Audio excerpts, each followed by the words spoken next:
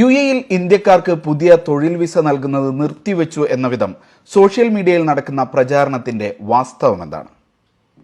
സത്യത്തിൽ വ്യത്യസ്തരായ രാജ്യക്കാരെ നിയമിക്കുന്നത് പ്രോത്സാഹിപ്പിക്കാനാണ് യുഎഇ ഇപ്പോൾ തീരുമാനിച്ചിട്ടുള്ളത്. ഇതിനായി ചില കർശന നിർദ്ദേശങ്ങൾ നടപ്പാക്കുന്നുണ്ട്. ഒരു സ്ഥാപനത്തിന്റെ വിസ ക്വാട്ടയുടെ ആദ്യ 20% വിവിധ രാജ്യക്കാരെ നിയമിക്കണമെന്നാണ് നിർദ്ദേശിച്ചിരിക്കുന്നത്. ഇന്ത്യക്കാരും പാകിസ്ഥാനികളും ഏറെയുള്ള സ്ഥാപനങ്ങൾ ഇപ്പോൾ ആ രാജ്യക്കാർക്ക് പുതിയ തൊഴിൽ വിസയ്ക്ക് അപേക്ഷിക്കുമ്പോൾ മന്ത്രാലയം സൈറ്റിൽ പ്രത്യക്ഷപ്പെടുന്നത് ഈ മുന്നറിയിപ്പാണ്.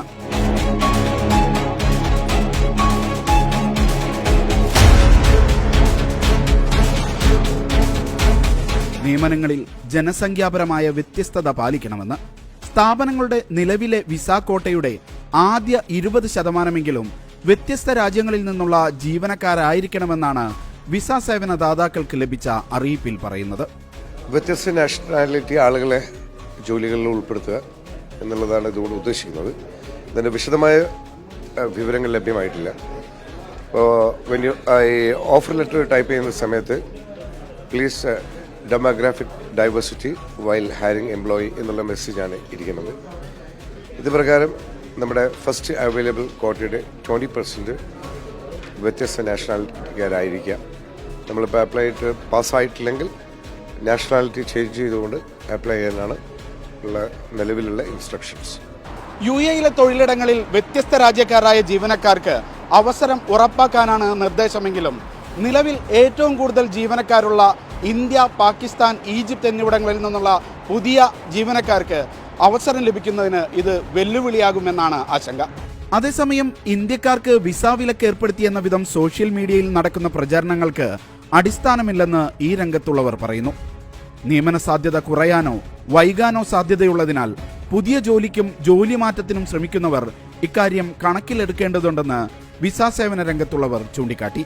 ഒരു കമ്പനിയിൽ സപ്പോസ് ഏതെങ്കിലും ഒരു പ്രത്യേക രാജ്യക്കാർ മാത്രമാണ് കൂടുതലുള്ളെങ്കിൽ ആ കമ്പനി അത്തരം രാജ്യക്കാരെ വീണ്ടും എടുക്കാൻ സാധിക്കുന്നില്ല എന്നുള്ളതാണ് മെയിനായിട്ടുള്ള ഒരു പോയിന്റ്. അപ്പോൾ ഇവിടെ വന്നിരിക്കുന്ന ഡെമോക്രാറ്റിക് ഡൈവേഴ്സിറ്റി എന്നുള്ളൊരു മെസ്സേജാണ് നമുക്ക് എല്ലാവർക്കും കിട്ടിക്കൊണ്ടിരിക്കുന്നത്. അതായത് ഈ നമ്മളെ ജനസംഖ്യാപരമായിട്ടുള്ള ഒരു ആനുപാതികമായിട്ടുള്ള ഒരു ഈക്വലൈസേഷൻ വരുത്തുക എന്നുള്ളത്. അപ്പോൾ എല്ലാ രാഷ്ട്രങ്ങളെയും ഉൾക്കൊള്ളിക്കുക, ഒരു കമ്പനിയിലെ എല്ലാ രാഷ്ട്രങ്ങളെയും ഉൾക്കൊള്ളിക്കുക എന്നുള്ളതാണ് ഇവിടുത്തെ ലേബറിൻ്റെ ഒരു പുതിയൊരു റൂൾ വന്നിരിക്കുന്നത്.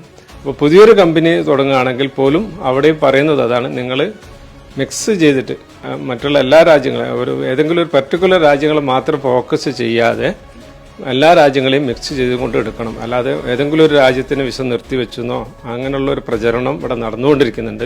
അത് തീർത്തും തെറ്റാണ്. അത് ആ മെസ്സേജിൽ തന്നെ കൃത്യമായിട്ട് പറയുന്നുണ്ട്. ഏതെങ്കിലും ഒരു രാജ്യത്തിന് ഏതെങ്കിലും ഒരു ഇതിനെ പ്രത്യേകം എടുത്ത് പറയുന്നില്ല. ഈ സാഹചര്യത്തിൽ ഒരു ജോലി മാറ്റവും ഇതൊക്കെ ശ്രമിക്കുന്നത് നല്ലൊരു സമയമല്ല. അവരെന്താ ചെയ്യേണ്ടത് വെച്ചാൽ അങ്ങനെ ജോലി മാറുന്ന ആളുകൾ ഒരു പക്ഷേ വിസ കിട്ടാണ്ടായ പിന്നെ അവർക്ക് പുതിയൊരു കമ്പനിയിൽ ജോലി കിട്ടിയാൽ തന്നെ ആ കമ്പനിക്ക് ഈ ഹയർ ചെയ്യാനുള്ളൊരു സാഹചര്യം വരാതിരുന്നാൽ നമ്മൾ നാട്ടിൽ പോകേണ്ടി വരും. അപ്പോൾ അതൊക്കെ കണക്കിലെടുത്തിട്ട് ഇപ്പോൾ ജോലി മാറ്റങ്ങളൊക്കെ ഒന്ന് ശ്രദ്ധയിൽ വെക്കുക. അതുപോലെ തന്നെ നാട്ടിൽ നിന്ന് വരുന്ന ആളുകളും ഈ കാര്യങ്ങളൊന്ന് ശ്രദ്ധയിൽ വെക്കുക. നിയന്ത്രണം സംബന്ധിച്ച തൊഴിൽ മന്ത്രാലയത്തിന്റെ ഔദ്യോഗിക വിശദീകരണങ്ങൾ ഇനിയും പുറത്തു വരാനിരിക്കുന്നതേയുള്ളൂ.